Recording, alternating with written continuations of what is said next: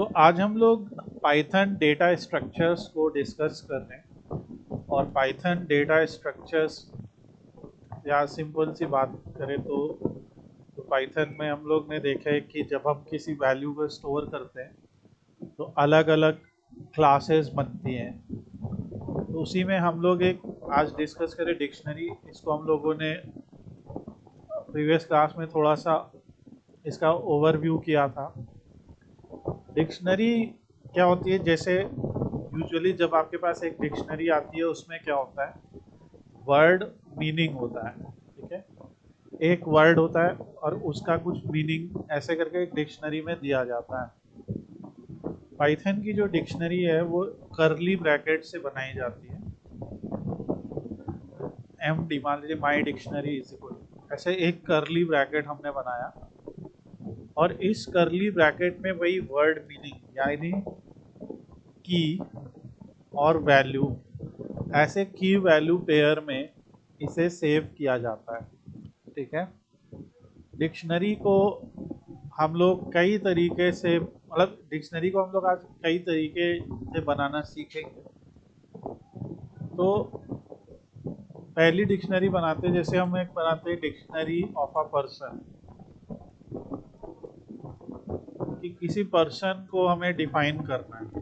ठीक है, तो हमने क्या लिख दिया कि पर्सन इज इक्वल टू, हमने कहा उसका नाम है जॉन, उसकी एज है 30 और उसका सिटी है न्यूयॉर्क। हमने इसके 3 इंडेक्स बना दिए। ठीक है, अगर हम ऐसे लिखते हैं कि पर्सन, इसको P1 लिखते हैं, ऐसे लिखते हैं कि यहाँ पे लिखते हैं जॉन, एक लिस्ट बनाते मान लीजिए जो स्क्वायर में बनती है। तो हम लोगों को कैसे प्रिंट करना पड़ता, तो यहाँ पे हम लिखते P1 0, P1 स्क्वायर ब्रैकेट 0। तो ये ऑब्वियसली अब ये कनेक्ट होएगा गूगल कंप्यूटर इंजन से, तो ये प्रिंट होता और नाम देता जॉन। ठीक है, पर यहाँ पे जो इंडेक्स यूज हो रहा है वो इंडेक्स, जो लिस्ट का इंडेक्स है वही है, वो 0 1 2। पर यही अगर हम पर्सन का नाम प्रिंट करना चाहते हैं तो हम इजीली नेम लिख सकते हैं और अब कोई भी इसको प्रिंट कर सकता है। तो पहले तो आप लोग ये बताइए, आप लोग ज्वाइन, आपके लिए ये इजी होगा प्रिंट करना या ये सब जैसे P0 P1 ऐसा?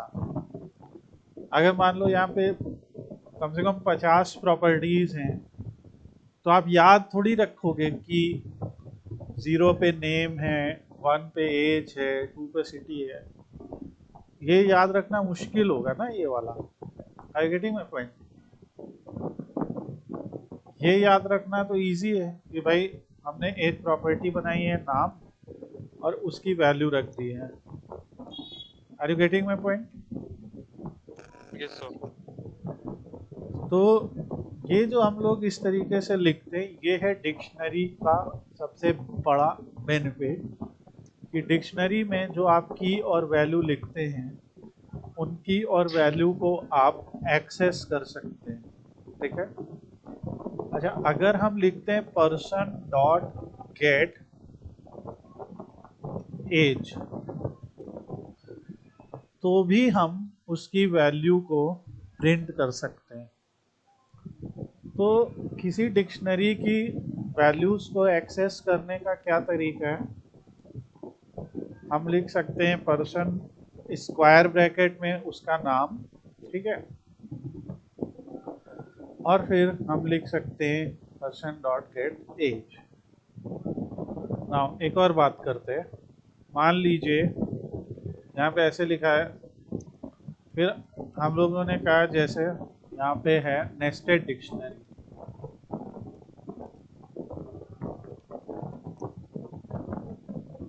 यहाँ पे अगर हम लिखते person is equal to name, अब यहाँ पे हमने लिख दिया पर्सन इज इक्वल टू, यहाँ पे एक की बनाई, नेम तो उसका जॉन है ही है। ठीक है, इसको अलग अलग टैब में लिख देते हैं, अलग अलग लाइन पे, ताकि इसकी रीडेबिलिटी आसान हो जाए।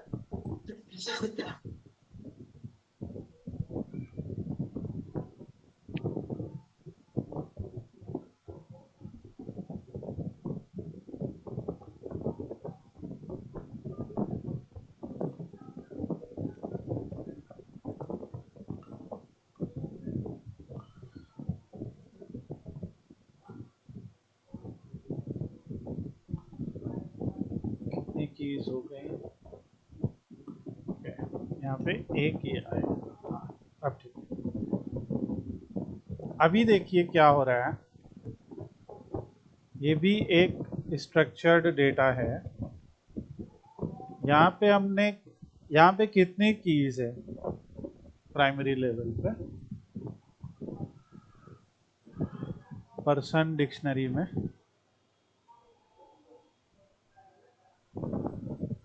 आप बताइए कितनी कीज नजर आ रही है आपको? कोई भी जवाब दीजिए, गलत तो सही। 4। 4 है ना? नेम, एज, सिटी और एड्रेस, ठीक है।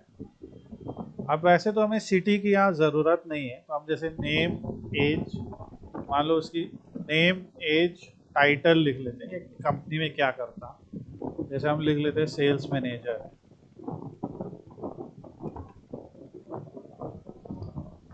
अब यहाँ पे लेकिन आप एक इंटरेस्टिंग चीज़ देख रहे हैं कि जो एड्रेस नाम की है, अच्छा, टाइटल की वैल्यू का डेटा टाइप क्या है? बाइनरी है। स्ट्रिंग है, ठीक है। एड्रेस की वैल्यू का डेटा टाइप क्या है?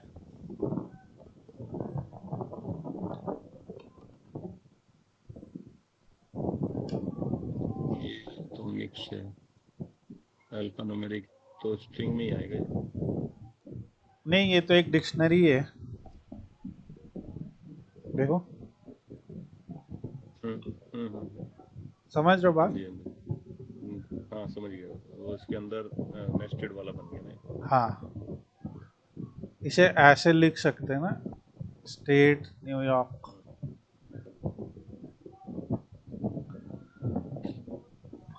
और जिप, ऐसा, राइट। तो आपको लग रहा है कि ना, एक हम भाई स्ट्रक्चर्ड डेटा कहीं से ट्रांसमिट कर सकते हैं इस तरीके का, राइट। तो ये जो हम लोगों का आउटपुट अभी आ रहा है, इसे कहेंगे, ये भी एक डिक्शनरी है, क्योंकि अगर हम कहेंगे कि टाइप ऑफ पर्सन क्या है, तो आएगा डिक्शनरी। अगर इसका मुझे नाम जानना है तो मैं क्या करूंगा कि पर्सन स्क्वायर ब्रैकेट नेम, उससे मुझे उसका नाम मिल जाएगा। पर अगर मुझे इसका स्टेट जानना है तो मैं क्या करूं? क्या अगर मैं सीधे ही लिख देता हूं कि पर्सन स्टेट, तो ये तो कहेगा ये तो एरर है। Are you getting this point? State में तो एरर है। क्यों है? क्योंकि अभी तो आधार ने बोला कि डिक्शनरी के 4 ही कीज है, नेम, एज, टाइटल और एड्रेस, राइट। तो स्टेट लेकिन यहाँ तो दिख रहा है, तो आंसर ये है कि ये जो स्टेट है, ये एक की का पार्ट है, राइट। तो हम अगर ऐसे लिख दें एड्रेस स्टेट, तो हमें आंसर मिल जाएगा। ये आपकी समझ में आ रही बात? ठीक है। तो जब एक डिक्शनरी ऐसे नेस्टेड करके दी हो और हमें दूसरी वाली डिक्शनरी जो किसी की के अंदर है उसकी कोई वैल्यू पिक करनी है, तो हम यूं उठा सकते हैं, ठीक है। अभी जैसे इसका सिटी न्यूयॉर्क है, मान लो कुछ यहाँ पे एक और होता है ऐसा ही, ठीक है। जैसे हमने यहाँ पे लिख दिया कि ऑफिस एड्रेस, ऐसे लिखा ऑफिस, ऑफिस है इसका, अगेन 123 स्ट्रीट, ये ऑफिस इसका, यानी ये तो इसका घर का एड्रेस है, ऑफिस है इसका, मान लो 546, उसमें फर्जी का नहीं, 567 स्ट्रीट, और ये न्यू जर्सी में मान लो, एनजे बोल देते हैं, और इसका जो भी जिप कोड होता है मुझे नहीं पता क्या होता है, मान लो 2 होता है, मुझे नहीं पता एक्चुअली।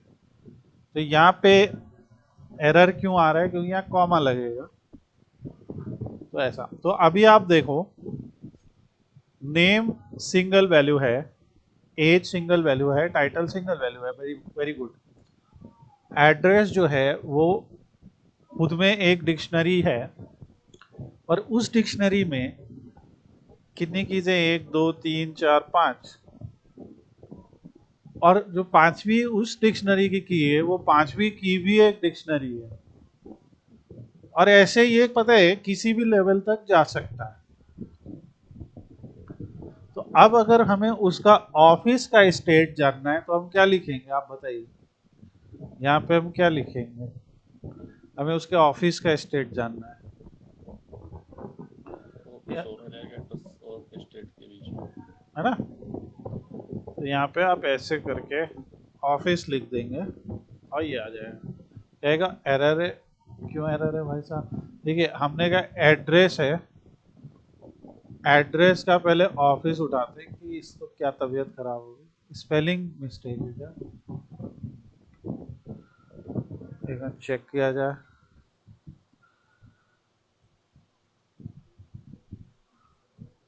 एग्जैक्टली वो ऊपर वाला नहीं रन था, हमने बस लिख दिया था, सेव नहीं किया था।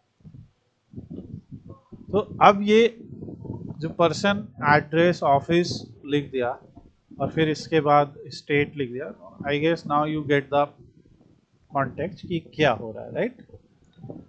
तो ये डिक्शनरी होती है कि डिक्शनरी में आप ऐसे करते हैं। अच्छा, अगर हम सिर्फ एड्रेस रिटर्न करें तो ये क्या करेगा, पूरी की पूरी एक डिक्शनरी रिटर्न कर देगा, ठीक है।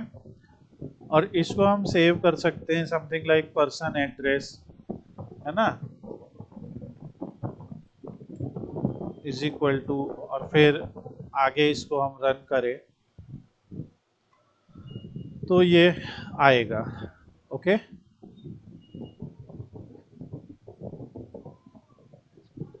Are you getting this point. तो ये डिक्शनरी के होते हैं, ये डिक्शनरी का एक कंसेप्ट। ना हम लोग एक और डिक्शनरी बनाते हैं, इसको कहते हैं मार्कशीट, ठीक है। अब मार्कशीट में हमें मान लो 5 लोग के मार्क्स लिखने हैं, तो हम यहाँ पे ऐसे लिखते हैं कि जॉन, कॉमा, कॉन, लॉन, मॉन, ऐसा कुछ हमने फर्जी 4 नाम लिख लिए। हम चाह रहे वो ऑटो कंप्लीट कर दे, अब नहीं करेगा। नाउ अब हमने इनके मार्क्स लिख दिए, ठीक है, और यहाँ पे हमने लिख दिया 78, 89, 67, 55, क्योंकि 4 बंदे थे तो 4 बंदों के 4 मार्क्स हमने लिख दिए। ऐसे करके ये हमारी मार्कशीट तैयार हुई, ठीक है। अच्छा, इसमें हम लोग लिख देते हैं 23 एक को, और एक यहाँ पे, चलो ये इतना करते हैं, और इसको रन करते हैं। अब यहाँ पे आप क्या डिफरेंट देख रहे हो, आपके हिसाब से क्या इसमें कुछ डिफरेंस है, और है तो क्या है। इसके अंदर तो लिस्ट आई है, डिक्शनरी के अंदर लिस्ट भी आई ठीक है, तो इसके अंदर हमने क्या किया है, we have made the value of keys are basically list, है ना। तो अब अगर हम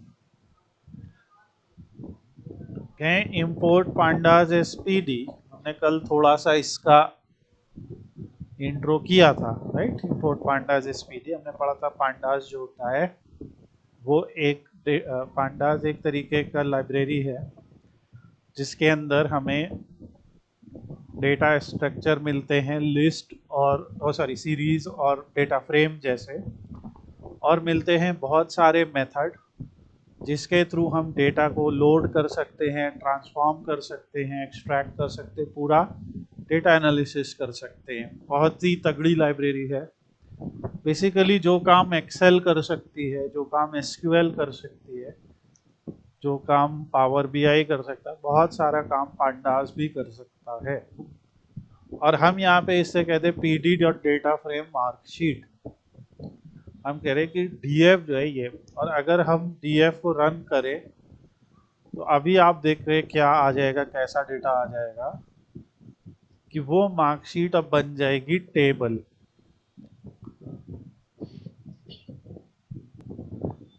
जब हम लोग इस तरह से लिखते हैं तो हर की एक वैल्यू है, यानी हर की सिंगल डायमेंशन है, ऐसा कर सकते हैं, एक सिंगल वैल्यू है। पर यहाँ पे क्या है, हर की में मल्टीपल वैल्यूज हैं, और यहाँ भी हर की में मल्टीपल वैल्यूज हैं। इनफैक्ट दोनों कीज में सेम नंबर ऑफ वैल्यूज हैं। तो इसको जो है पाइथन एक टैबुलर डेटा जैसे ट्रीट करता है, और इस टैबुलर डेटा को, यानी जब हमें डिक्शनरी इस तरीके से लिखी दिखाई देती है तो हम उस डिक्शनरी को, ठीक है, बना सकते हैं डेटा फ्रेम। हमने गूगल से कहा गूगल भाई एक सैंपल जेसन डेटा दो, ठीक है। इसने कई 2-3 आउटपुट दिए, ऑलरेडी फॉर्मेटेड जेसन, ये एक डेटा है।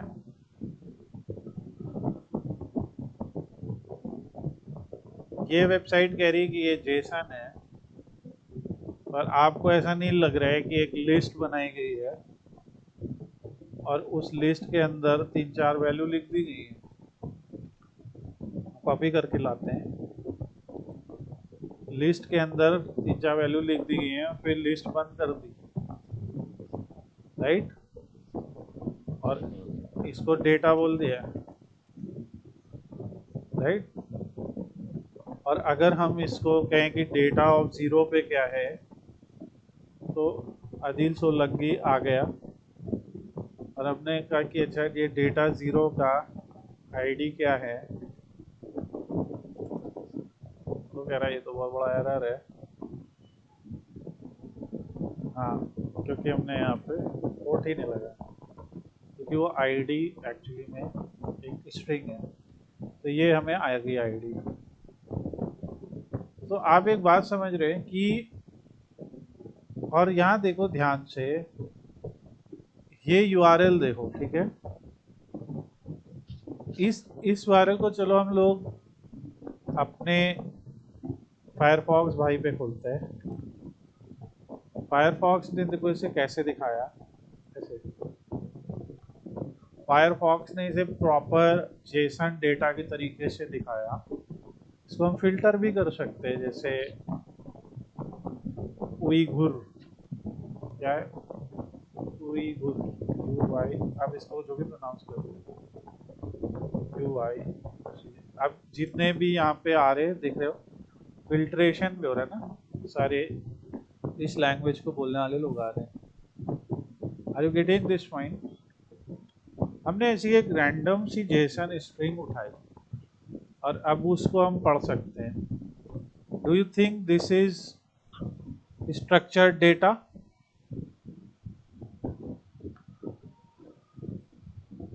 पहले की के क्या क्या, पहले इंडेक्स पे है उसके क्या क्या कीज है, name, language, ID, bio, version, इसके क्या है, same. Are you getting my point? तो ये अगर सोचो एक ऊपरी तौर पे ये एक्सेल ही फाइल तो है, ये पहली रो है, ये दूसरी रो है ना। अच्छा, हम इस डेटा को उठा लाते हैं, और पांडास भाई से कहते हैं pd dot read underscore Jason. Again हम पढ़ नहीं रहे, हम चीज़ों को ऐसे मिक्स करने की कोशिश कर रहे हैं। तो ये देखो क्या किया उसने, देख रहे हो?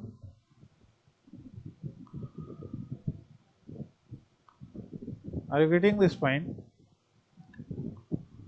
कि जेसन डेटा जो होता है उसे कहते हैं जावा स्क्रिप्ट ऑब्जेक्ट नोटेशन। क्या?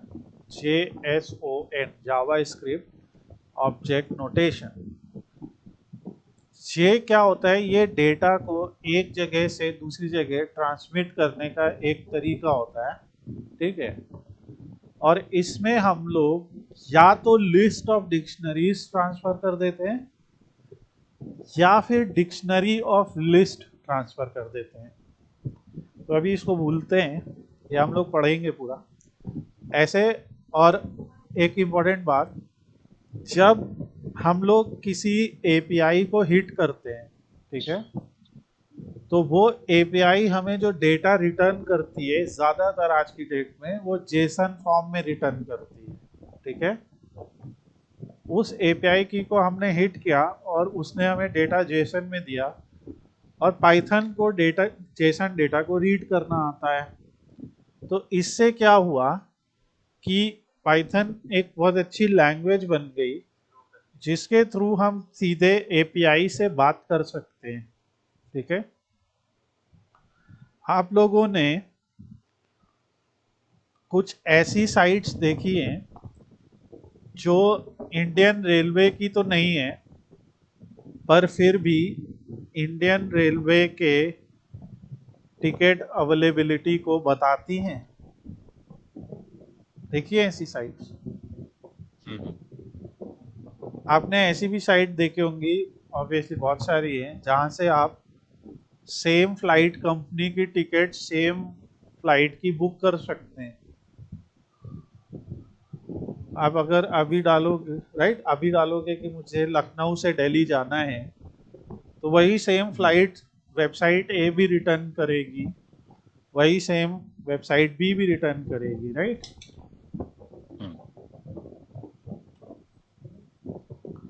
तो मान लो हम एक बहुत मोटे मोटे तौर पे बात करते हैं, तो एक, और अभी इन सबको हम डिक्शनरी से जोड़ देंगे, डोंट वरी, ठीक है? एक ये डेटाबेस है, ठीक है, किसी एक कंपनी का डेटाबेस है, या मान लो हम ऐसे ही बोल देते हैं ये रेलवेज का डेटाबेस है। बहुत साधारण बात है, ऑब्वियसली ये इतना सिंपल नहीं होएगा, लेकिन हम एक बात करते हैं, ये रेलवेज का डेटाबेस है, ठीक है? यहाँ पे हर ट्रेन की जानकारी है, किस दिन कौन सी ट्रेन में कितने टिकट्स हैं, क्या है, सब है। अब ये साइट ए है, ठीक है? उन्होंने क्या किया, या एक ये डेव ए है, इसका नाम है डेवा। इसने क्या किया, इसने एक ऐसा कोड यहाँ पे लिखा कि इस एसक्यूएल को, अगेन ये एसक्यूएल में नहीं होगा, पर एसक्यूएल डेटाबेस को ये डेवा रीड कर रहा है, पढ़ क्या रहा है, एसक्यूएल, और आउटपुट क्या दे रहा है, जेसन। माने अगर तुम साइट को ऐसे विजिट कर रहे हो, example.com question mark train is equal to 12229, ठीक है, ऐसे विजिट कर रहे हो, तो वो क्या कर रहा है, उस ट्रेन के फ्रॉम टू 3A में कितनी हैं, 1A में कितनी हैं, 2A में कितनी हैं, डेट, ये सब यहाँ पे रिटर्न करके दे रहा है, और स्लीपर में कितने, और यहाँ पे लिख दिया end date is equal to today, मैं ऐसे ही लिख दिया, मान लो आज की डेट। ये यूआरएल समझ में आ रहा है? तो जब हमने इस यूआरएल को हिट किया तो इसने हमें मान लो इस तरह का डेटा दिया, जैसे from Lucknow to Delhi, third AC में मान लो 120 अवेलेबल हैं, फर्स्ट एसी में 3 अवेलेबल है, सेकंड एसी में 12 अवेलेबल है, जो भी अवेलेबल है ऐसे इसने हमें डेटा दे दिया और डेट आज की है। कुछ बात समझ में आ रही है क्या हो रहा है? पर ये जो डेटा इसने दिया होगा ये ऐसे थोड़ी दे दिया होगा जैसा मैं दिखा रहा हूँ। कैसा दिया होगा? ऐसा नहीं दिया होगा, एक की एक वैल्यू, एक की एक वैल्यू, राइट? जो दिखने में क्या है, एक प्लेन टेक्स्ट है। अभी हम लोगों ने देखिए खोला ना, ये यूआरएल ही तो विजिट किया, राइट? आज तक तो हमने सीखा था भाई जब हम एक यूआरएल विजिट करते हैं तो एक बढ़िया सी वेबसाइट रिटर्न होती है, डिजाइन है, बटन वटन ये वो सब आता है, राइट? पर यहाँ पे तो ये थका हुआ सा कुछ नजर आ रहा है ना। Are you getting my point? ये ऐसा नजर आता है।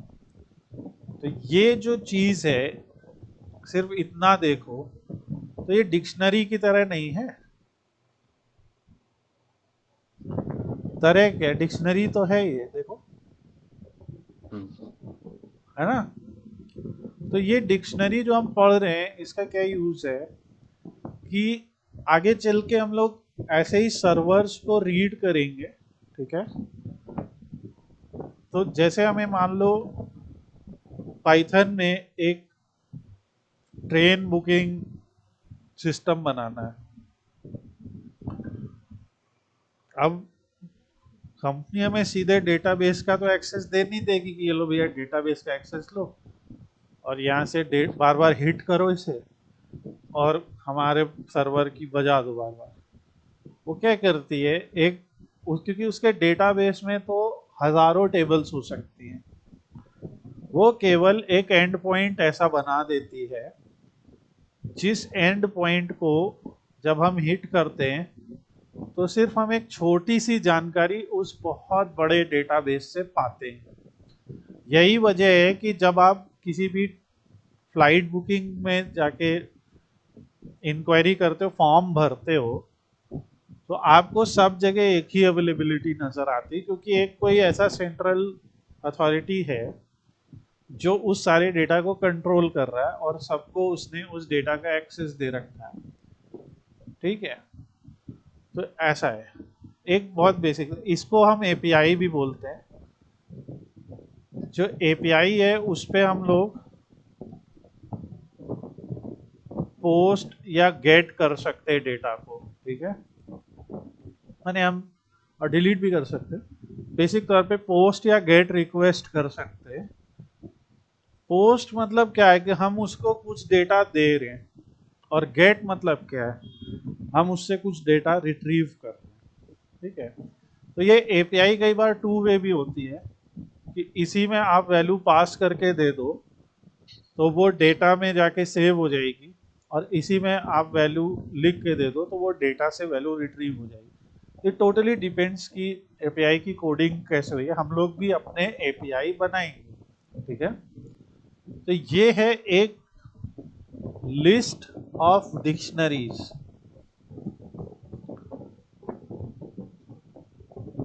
और यहाँ क्या है, dictionary of lists as values. इसी डेटा को इस तरीके से भी लिखा जा सकता है, समझ रहे हो?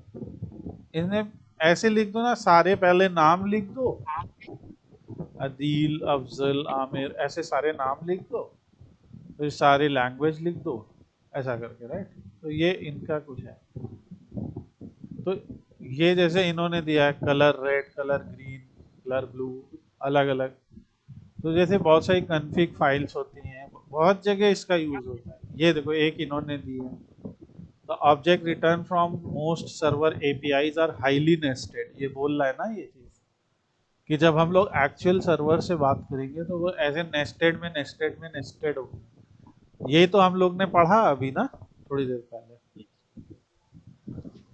तो ऐसे आड़ा बेड़ा डेटा होगा। तो आपको क्या करना है, एक की तक पहुंचना है, फिर उस की वैल्यू निकालनी है, फिर उसकी, अब जैसे यहाँ पे टॉपिंग पकड़ेंगे तो क्या आएगा, एक लिस्ट नजर आ जाएगी, फिर उस लिस्ट में हर वैल्यू क्या है, एक डिक्शनरी। ठीक है, तो यहाँ पे डायरेक्ट टेबल नहीं बन जाएगी, यहाँ पे टेबल क्या बन सकती है, बैटर्स में एक बैटर नाम की बन सकती है। चलो पढ़ने की कोशिश करते हैं, सोचना क्या। तो इसको कैसे पढ़ेंगे, मान लो हम कह देते ये मेरा डेटा है, ठीक है, ओके। हमें तो पांडास पे बहुत भरोसा है, तो हम कहेंगे पीडी भाई ये लो data, PD dot data frame data. PD रो देगा, कहेगा ये क्या दे रहे हो मैं, क्यों रो दे रहा है, क्योंकि उससे एक प्रॉपर टेबल ही नहीं मिल रही। प्रॉपर टेबल कहाँ है, डेटा के बैटर्स के बैटर में नहीं है, देखो। तो हम कहेंगे अच्छा रो नहीं, डेटा के बैटर्स में जाते हैं और उसके बैटर में जाते हैं, इसे बना लोगे टेबल। तो कहेगा कि बताते हैं, लो देखो। और दूसरी टेबल क्या बनेगी, डेटा के बैटर्स, डेटा के टॉपिंग, ये डायरेक्टेड टेबल है ना। दूसरी टेबल क्या है, डेटा के टॉपिक्स, इसके आगे कुछ नहीं, ये भी एक टेबल है। हम स्पेलिंग गलत, टॉपिक्स, वाह क्या स्पेलिंग है भाई, टॉपिक, अच्छा है, बैटर टॉपिंग, ओके बहुत अच्छी बात है। पहले तो सही स्पेलिंग लिखते हैं, अब ठीक है, ये आगे टेबल। केस सेंसिटिव है तो इसलिए हम लोग को ध्यान देना पड़ेगा। अब आपको समझ में आ रहा है मैंने ये दो टेबल कैसे आइडेंटिफाई कर ली, क्योंकि यहाँ भी लिस्ट ऑफ डिक्शनरी थी, यहाँ भी लिस्ट ऑफ डिक्शनरी। लिस्ट क्या होती है, व्हाट इज लिस्ट, डेफिनेशन बताइए।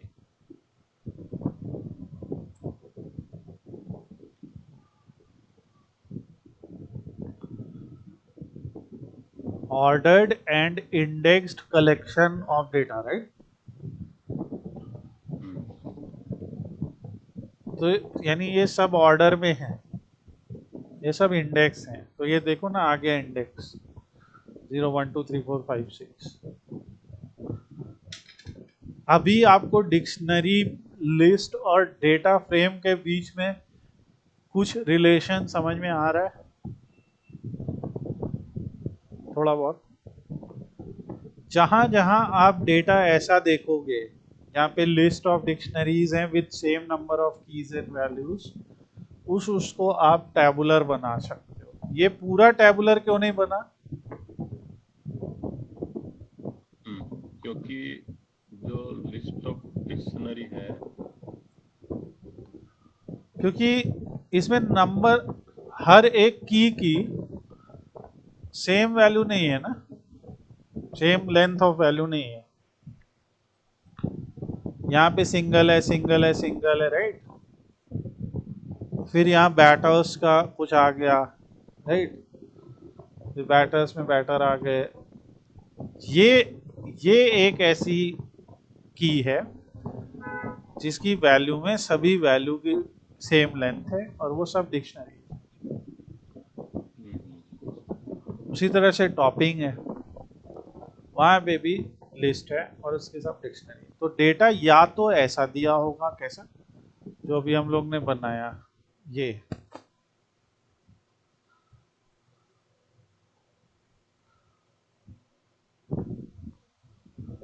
या फिर कैसा होगा, ऐसा। अभी बेसिक बात करते हैं, कोई कंफ्यूज होने की जरूरत नहीं। क्वेश्चन है, ये समझ में आ गया आप लोग के कि नहीं, ये डिक्शनरी, राइट। आपके हिसाब से ये 2D है कि 1D है,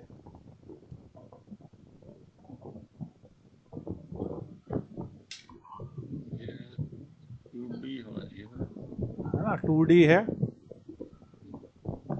इसमें नाम भी है, मार्क्स भी है, 2 कॉलम आगे ना फिर 2 कॉलम आगे। पर हम लोग थोड़ी सी बदमाशी करें, हम क्या pd dot series marksheet, index जो है वो नाम हो जाए और मार्क्स हो जाए, या हम कहें pd डॉट सीरीज नेम, ऐसे marksheet name, sorry marksheet marks, ये मेन डेटा है, और कहते हैं इंडेक्स जो है वो नाम है। ट्राई करते हैं, कुछ गलती तो कर रहे होंगे हम लोग। नेम, इसको हम लोग कह देते हैं, तुम भी लिस्ट में आ जाओ, भी एक रैंडम सा टेस्ट कर रहे हैं। अब ये क्या कह रहे हैं कि length of value 4 did not match length of index 1, ठीक है। कह रहे हैं कि मार्कशीट का मार्क्स है, तो हम कहते हैं अच्छा समझ गया कि चलो मार्कशीट का ही नाम भी है। अब देखो क्या हो गया, सिर्फ इतना सा देखो, यहाँ पे ये अब 1 डायमेंशन है कि 2 डायमेंशन है? ये 1 डायमेंशन होगा। 1 डायमेंशन है, क्योंकि यहाँ पे वैल्यू के तौर पे हमने सिर्फ मार्क्स दिए, हाँ इंडेक्स के तौर पे नाम दे दिए, और देख सकते हो कैसे सिंगल सिंगल कॉल किया गया है। अभी तो हम लोगों ने सीखा ना कि डिक्शनरी के आगे उसकी की लिख दो तो वो वैल्यू रिटर्न हो जाती है, ठीक है। तो वही तो किया, और यही मार्कशीट को अगर हम ऐसे लिख दें pd dot data frame marksheet, तो वो एक टेबल बन जाती है। मैं बहुत स्पेलिंग मिस्टेक कर रहा हूं, वो एक टेबल बन जाती है। क्या ये दोनों चीजें आप समझ पा रहे हो? क्योंकि यहाँ पे अब हम उस मार्कशीट को एज अ 2D चीज ला रहे हैं ना, और यहाँ पे उस 2D के डी हमने अलग कर दिया ना, एक डी तुम इधर जाओ, एक डी तुम उधर जाओ, बाकी मेरे पीछे आओ। तो एक डायमेंशन यानी एक उसकी चीज को हमने कहा तुम बन जाओ वैल्यू, तुम बन जाओ, यहाँ नहीं तोड़ा ना। ये चीज समझ में आ पाई? तो यही है लिस्ट, डिक्शनरी और सीरीज के बीच में कुछ डिफरेंस, डिक्शनरी पे ही बात करते हैं। अच्छा, यहाँ पे इसको अगर हम कहते हैं एमएस, मान लो मार्कशीट है, तो इसको हम एमएस बोलते हैं। इसमें हम कहते हैं एमएस स्टेटस, एक एग्जाम, ठीक है। एमएस सबसे पहले एक लिस्ट बनाते हैं स्टेटस वा, हम ताकि कहीं किसी से मैच नहीं हो, आपको लगे नहीं कि कुछ मैच हो रहा है। स्टेटस वा नाम की हमने लिस्ट बनाई, हमने कहा अगर, ठीक है,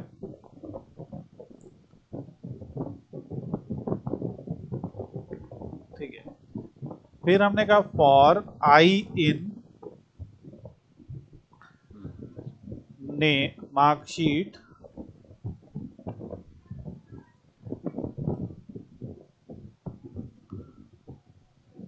marks,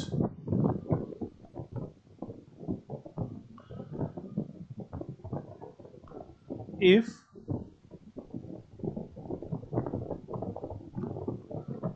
I is greater than 50, तो इसने खुद ही कह रहा स्टेटस वा डॉट अपेंड पास,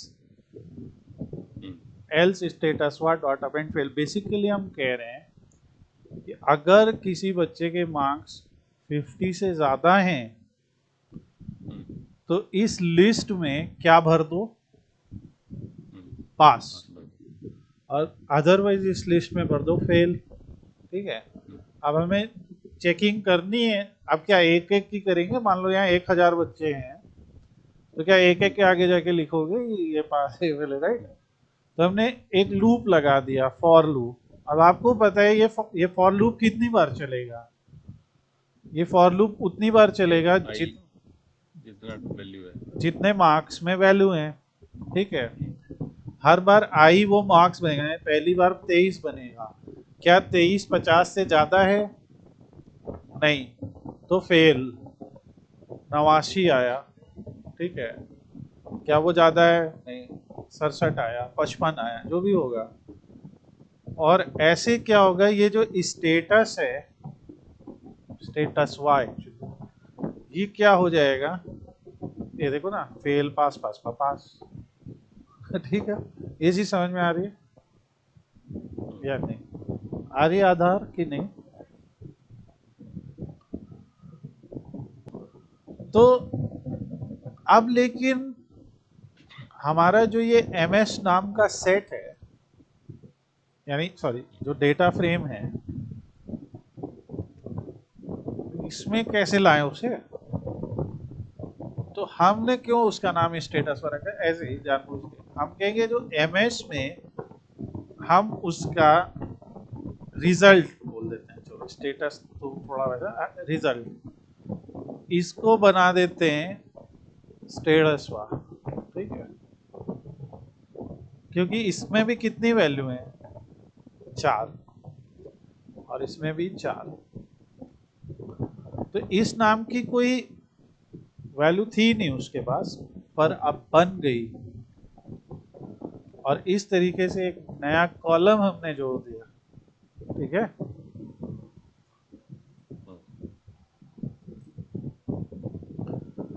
अब अगर हम एक छोटा सा कोड लिखे, जो बाद में लिखना सिखाऊंगा मैं, अभी इसको सिखा नहीं रहा, इसमें नहीं जा रहा। हमें कहा set index result dot plot set index result, इसमें सेट किया मार्क्स डॉट प्लॉट। ये सब मैं आगे सिखाऊंगा लिखना, अरे बता रहा हूँ कि क्या होएगा इससे। Kind is equal to pie auto PCT, ये सब आगे सीखना है। Auto PCT is equal to %.2f। देखते पहले चलता है ये देखो। अभी उसने क्या किया कि क्योंकि मैंने ग्रुप बाय नहीं किया, तो फेल पास पास पास ऐसे कर दिया, क्योंकि उसे मार्क्स अभी 4 नजर आ रहे हैं, ठीक है? तो हम अगर कहते हैं ms.group_by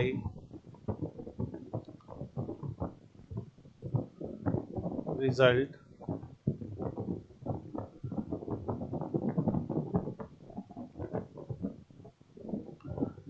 डॉट काउंट, ऐसे करके अगर हम लिखेंगे तो क्या निकालेगा कि फेल कितने हुए नेम में, मार्क्स में। हमें तो सिर्फ चाहिए क्या, जैसे हमें इसमें सिर्फ चाहिए मार्क्स ना, ऐसे। तो ये इस तरीके का आ जाएगा कि 3 फेल हो गए, 3 पास हो गए, 1 फेल हो गया, ठीक है? अगर हम लिख दें डॉट सम, तो क्या है ये, राइट? आप इस तरह से कुछ भी बना सकते हो। अगर हमने यहाँ पे काउंट लिख दिया है, तो आपको पता है 1 3, अब वो एक पास और फेल एक ही बन गया।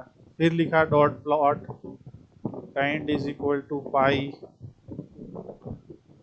Auto PCT is equal to true. इन सब का मतलब समझाऊंगा मैं, आज सिर्फ एक इंट्रोड्यूस करूँ। आपको पता है कि मैं आगे की चीज़ थोड़ा सा इंट्रोड्यूस करता हूँ। अभी देखो ये ग्राफ क्या कह रहा है कि इस क्लास में 75% बच्चा पास हुआ है और 25% बच्चा फेल हो गया है। ये परसेंटेज बता रहा है हमें, वो नंबर भी बता रहा है, ओके?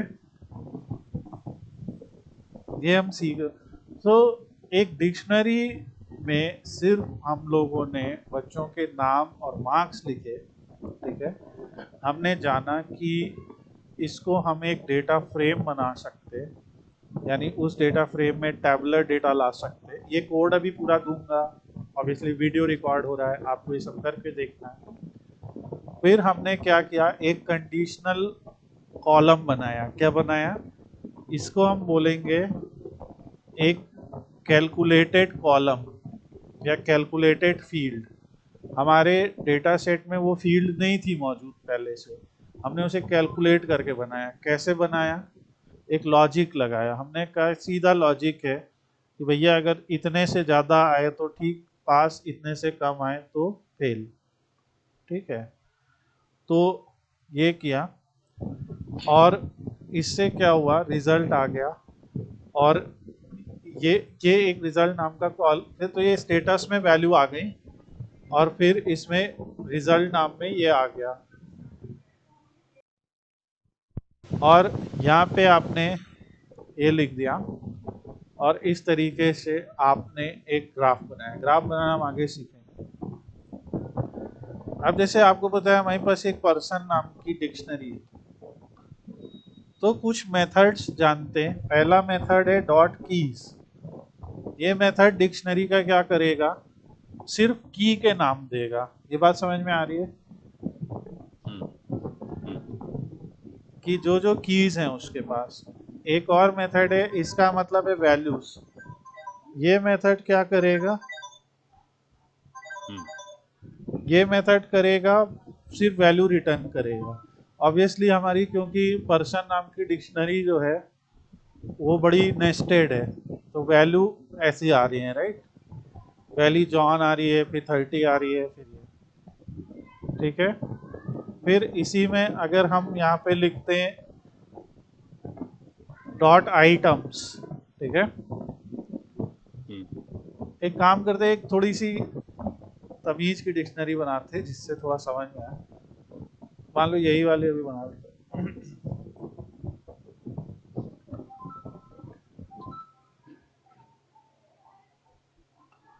तो अब जैसे हमने लिखा पर्सन डॉट आइटम्स, ठीक है,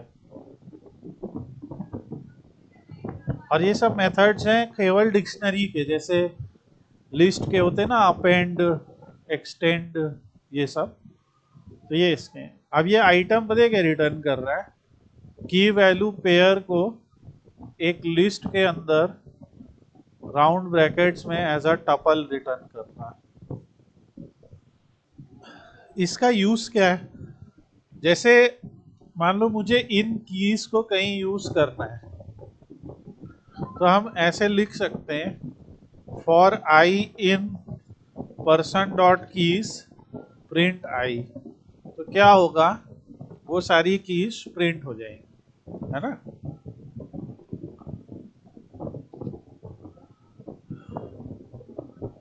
for I in person dot values, हमें नहीं चाहिए कीज, हमें सिर्फ वैल्यूज चाहिए, तो ये वैल्यूज प्रिंट हो जाएंगी। ये चीज समझ में आ रही है। तो ये जो पर्सन डॉट कीज है या पर्सन डॉट वैल्यूज है, ये क्या है, एक तरह की लिस्ट है। तभी तो उस पे हम लोग लूप लगा रहे हैं, देखो। तो ये डिक्शनरी के मेथड है। जैसे हमने डिक्शनरी के मेथड क्या क्या पढ़े, गेट, है ना। गेट से क्या होता है कि जैसे हमने लिखा पर्सन डॉट गेट, और यहाँ पे मान लीजिए मैंने उसका डाल दिया एज, तो वो उसकी एज आ जाएगी। दूसरा मेथड क्या होता है पाने का, पर्सन एज। अच्छा, अभी इसमें कितनी थी, नेम एज सिटी, ठीक है, सिटी कौन सा नहीं रहा। तो अगर हमने यहाँ लिख दिया पर्सन कंट्री, तो ये तो है नहीं वहां पे, एरर दे देगा। और अगर हम ये लिखते हैं person country is equal to USA, तो क्या होएगा, ये अब असाइन हो जाएगी एक की। तो जैसे लिस्ट में अपेंड हो जा रहा था ना, यहाँ पे तो अपेंड कर नहीं सकते क्योंकि ये तो एक इंडेक्स चीज है, ठीक है। वैसे डिक्शनरी भी एक इंडेक्स्ड है, पर यहाँ पे जैसे हमने पर्सन लिखा, तो अभी आपको क्या दिख रहा है, वो कंट्री यहाँ पे जोड़, लास्ट में ही ऐड हुई जाके। तो ये चीज जो है डिक्शनरी को अलग बनाती है लिस्ट से, बिल्कुल, है ना। लिस्ट में जो कुछ भी हम जोड़ घटा रहे, रिवर्स कर रहे, ये कर रहे, वो कर रहे, वो सब यार नहीं होगा। यहाँ पे सिंपल सिंपल सा एक बेसिक सा देखें तो ये एक स्ट्रक्चर्ड डेटा है ना। इसी स्ट्रक्चर्ड डेटा के आधार पे जेसन या जेसन के आधार पे इसको बनाएंगे, क्योंकि जब हम एपीआई से बात करेंगे तो मैक्सिमम एपीआई हम लोग को डेटा जेसन में रिटर्न करते हैं। आपको याद है उस दिन मैंने एक लाइव स्कोर की ऐप दिखाई थी जो लाइव क्रिकेट का स्कोर दिखा रही थी। वो कैसे दिखा रही थी, तो वो अब जैसे क्रिकेट जो हो रहा है वो तो भैया एक जगह ही हो रहा है ना, तो एक कोई सेंट्रल अथॉरिटी उसका या कोई आदमी बैठा, वो वहां से बैठे बैठे जो जो हर बॉल पे होता जा रहा है वो वहां फीड करता जा रहा है। या हो सकता है उसने वहां पे कोई एआई लगा रखा हो जो उसे देख देख के उस इवेंट को सेव कर रहा हो। अभी ये काम उतना एफिशिएंटली नहीं हो रहा है, पर एक पर्सन बैठ के, होता नहीं, एक स्कोरर होता है जो सारा, या स्टैटिस्टिशियन होता है, वो लिखता रहता है, नहीं देखा आईपीएल में एक बैठा होता है लैपटॉप लेके, या कुछ होता है, मतलब करते होंगे। तो ऐसा कुछ, अब मान लो वही वो डेटा सर्वर पे एज एपीआई पब्लिश कर रहा है। हालांकि वो तो टीम के लिए, पर कोई ऐसी बहुत सारी कंपनीज हैं जो इससे पैसा कमाती हैं। वो हर क्रिकेट मैच का डेटा, हर फुटबॉल मैच का डेटा, हर एक टेनिस, मतलब हर स्पोर्ट्स का डेटा वो ऐसे टैबुलर वे में as a JSON file, as a JSON API publish करते हैं। और उनके ही उस डेटा को यूज करके बहुत सारी वेबसाइट, बहुत सारी एप्स जो है वो डेटा यूज करके स्टैटिस्टिक्स दिखाती है, प्रेडिक्शन करती है ना कि क्या होगा। जैसे वो नहीं आता है एक मैच का हाल, अभी विन प्रेडिक्टर, ये सब होता है। तो वो भी ऐसे ही होता है डेटा, जैसे ये सब अभी हम लोग ने देखा, वो कुछ इसी तरीके का होता है। मैं दिखाऊंगा ऐसे लाइव एपीआईज। एक वेबसाइट है उसका नाम है रैपिड एपीआई। यहाँ रैपिड एपीआई पे पेड और फ्री दोनों तरह की बहुत सारी एपीआईज हैं, ठीक है। तो हम लोग इसको पढ़ेंगे। जैसे इसी में ऑफिशियल अनऑफिशियल बहुत सारी हैं, तो सीखने समझने के लिए बहुत कुछ है। जैसे वेदर की एपीआई, क्रिकेट की, फुटबॉल की, बेसबॉल, बास्केटबॉल, सबकी एपीआईज हैं यहाँ। मतलब स्टॉक की, स्टॉक होता है क्रिप्टो करेंसी की, सब कुछ।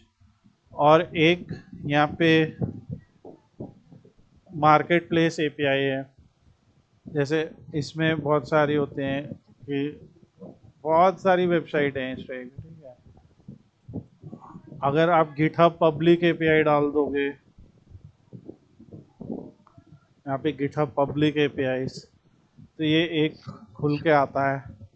यहाँ पे बहुत सारी पब्लिक एपीआईज हैं, ये देखो सब हो रहा है इसमें। Animal, any, blockchain, books, calendar, business.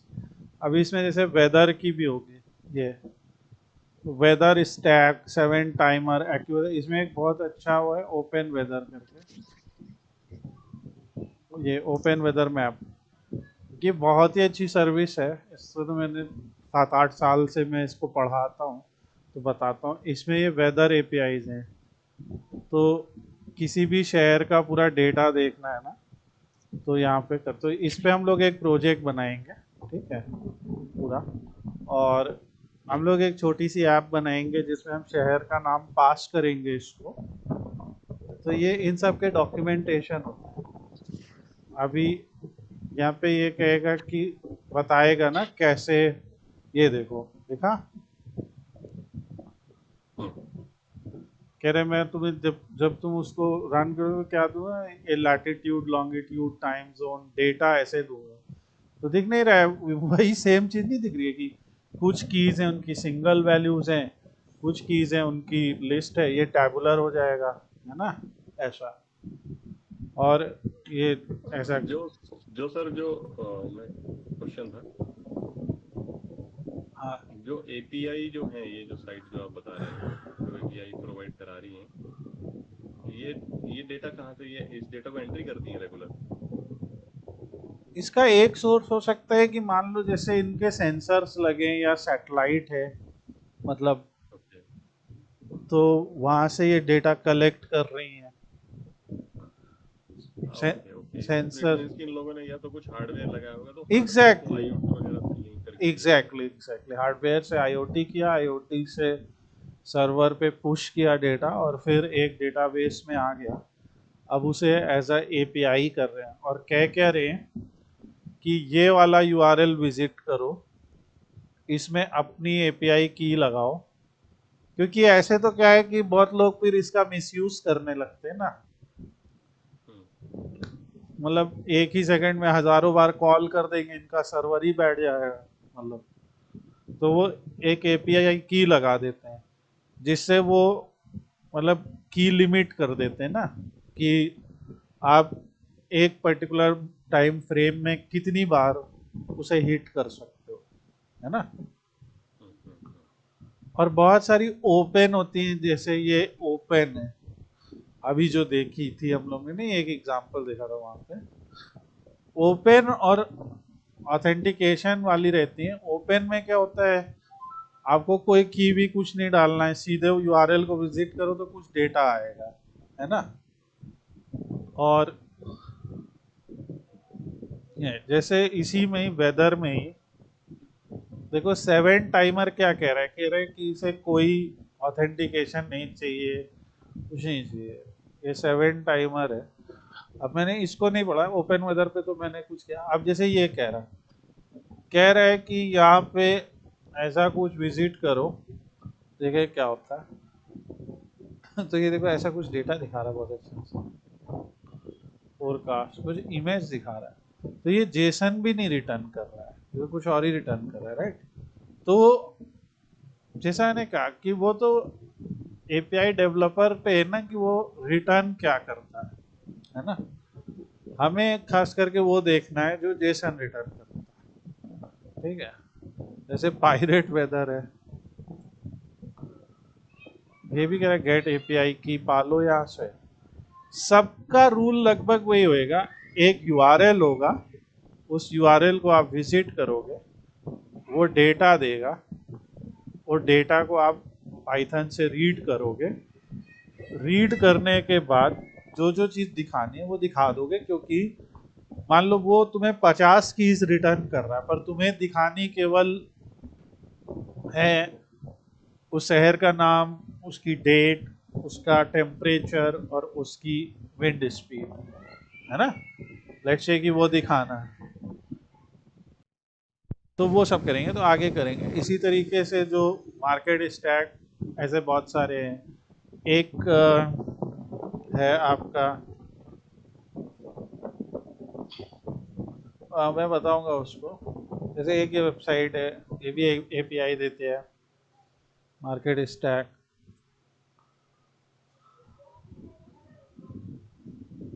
यहाँ से प्राइसिंग भी होती है। जैसे फ्री में देखो लिखा है ना उसने, कि फ्री में तुम 1 महीने में 100 बार इसको हिट कर सकते हो, है ना। और इतना पैसा दोगे तो इतनी बार इतना पैसा दो, तो इस तरह ये पैसा कमा रहे हैं। मतलब डेटा कलेक्ट करो, अगर वो डेटा वैल्यूएबल है, और एक आपने अच्छे से सर्वर लगा लिया,